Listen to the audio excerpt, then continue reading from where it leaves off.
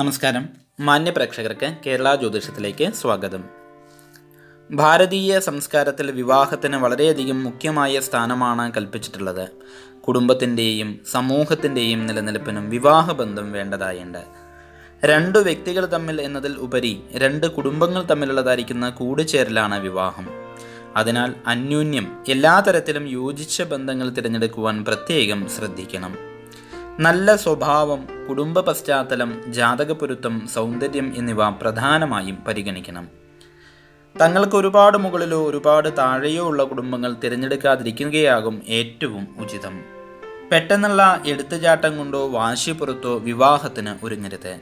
വളരെയധികം പവിത്രവും പരിപാവനവുമായ ഒരു കർമ്മമാണ് വിവാഹം. ജീവിതത്തിൽ ഒരിക്കൽ മാത്രം സംഭവിക്കേണ്ടത്. അത് നല്ല രീതിയിൽ ചിന്തിച്ചതിന് ശേഷം മാത്രമേ ഒരു തീരുമാനത്തിൽ എത്താവൂ. തന്നെ വിവാഹം ചെയ്യുന്ന പുരുഷന് തന്നെ പോറ്റാനുള്ള കഴിവുണ്ടോ എന്നാണ് കന്യക ആദ്യം ചിന്തിക്കേണ്ടത്. അർത്ഥപ്രധാനമായ വിദ്യാഭ്യാസം തീർച്ചയായും ഉണ്ടായിരിക്കണം.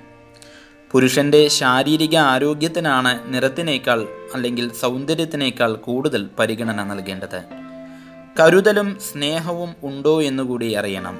ഇന്ന് കാലത്തെ വിവാഹം തീരുമാനിക്കുന്നതിന് മുൻപ് തന്നെ ഫോണിലൂടെയും മറ്റും തങ്ങളുടെ അഭിരുചികൾ പരസ്പരം പറയുമല്ലോ. അതിൽ നിന്നും ബുദ്ധിയുള്ളൊരു പെൺകുട്ടിക്ക് മനസ്സിലാക്കുവാൻ കഴിയും ഒരുവൻ്റെ സ്വഭാവം.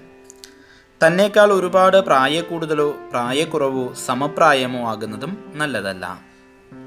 വിഷാദച്ചവിയുള്ള കണ്ണുകളും ഉത്സാഹമില്ലാത്ത പെരുമാറ്റമുള്ളവരെയും ഒഴിവാക്കേണ്ടതാണ്. സാമൂഹിക ജീവിതത്തിൽ ദുഷ്പേര് സമ്പാദിക്കാത്തവനായിരിക്കണം വരൻ.